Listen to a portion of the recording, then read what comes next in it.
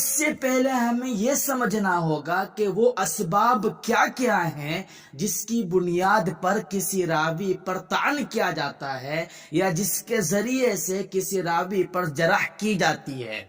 تو سب سے پہلے آج کے سبق میں ہم اسی 10 اسباب کو پڑھیں گے۔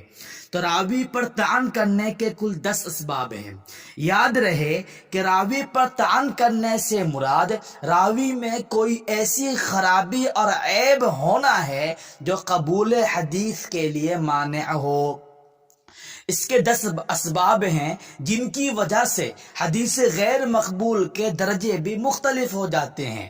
وہ 10 اسباب یہ ہیں: نمبر 1 کذب، نمبر 2 تہمت کذب، نمبر 3 فسق، نمبر 4 جہالت، نمبر 5 بدعت، نمبر 6 فحش غلطی، نمبر 7 کثرت غفلت، نمبر 8 وہم، نمبر 2 مخالفت ثقات، نمبر 10 سوء حفظ۔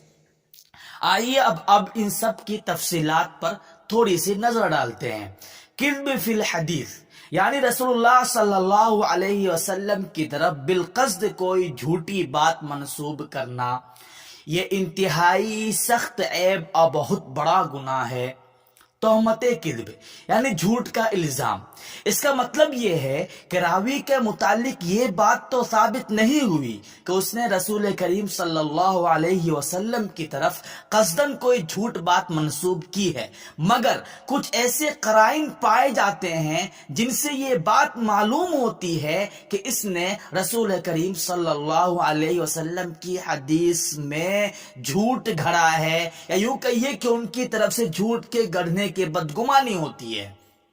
فسق یعنی بددین ہونا، یہ طعن اس راوی پر لگتا ہے جو کسی قولی یا فعلی گناہ کبیرہ کا مرتکب ہوتا ہے، مثلا زنا کرتا ہو یا چوری وغیرہ کرتا ہو۔ جہالت یعنی راوی کا حال معلوم نہ ہو کہ آیا وہ ثقہ ہے یا غیر ثقہ ہے۔ بدعت یعنی دین میں کوئی ایسی جدت یعنی ایجاد کرنا جس کی اصلیت قرآن کریم میں یا حدیث شریف یا قرون مشہود لہا بالخیر، قرون مشہود لہا بالخیر یعنی صحابہ، تابعین، تبع تابعین کے زمانے میں نہ پائی جاتی ہو، ایسی کسی چیز کو اس نے ایجاد کر دیا تو بدعتی کہلاتا ہے۔ فحش غلطی، یہ طعن اس راوی پر لگتا ہے جس کی غلط بیانی صحت بیانی سے زائد ہو، یعنی وہ بات تو کافی کرتا ہے، صحیح بھی کہتا ہے اور غلط بھی کہتا ہے، مگر صحیح کہنا کم ہوتا ہے، غلط کہنا زیادہ ہوتا ہے، تو اس کو فحش غلطی کرتے ہیں اور یہ جرح و طعن کی فہرست میں آتا ہے۔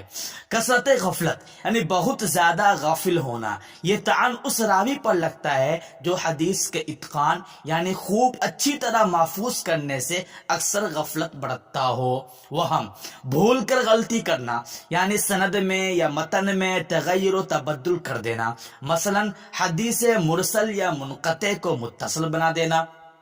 سوء حفظ یعنی یادداشت کی خرابی، یہ طعن اس راوی پر لگتا ہے جس کی غلط بیانی حافظے کی وجہ سے صحت بیانی سے زیادہ یا برابر ہو۔ سمجھیے اس چیز کو کہ سوء حفظ یعنی وہ آدمی کی یادداشت میں خرابی ہے، اور خرابی کی وجہ سے کبھی وہ صحیح بات کرتا ہے اور کبھی وہ غلط بات کرتا ہے، مگر اس کا غلط بات کرنا صحیح بات کرنے کے یا تو برابر ہے یا پھر اس سے کم ہے، تو یہ سوء حفظ میں آئے گا۔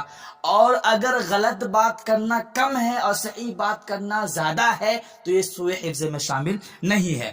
باقی طعن فی الراوی یا جرح فی الراوی کے اعتبار سے حدیث مردود کی کتنی قسمیں ہوتی ہے، انشاءاللہ اسے ہم کل پڑھیں گے۔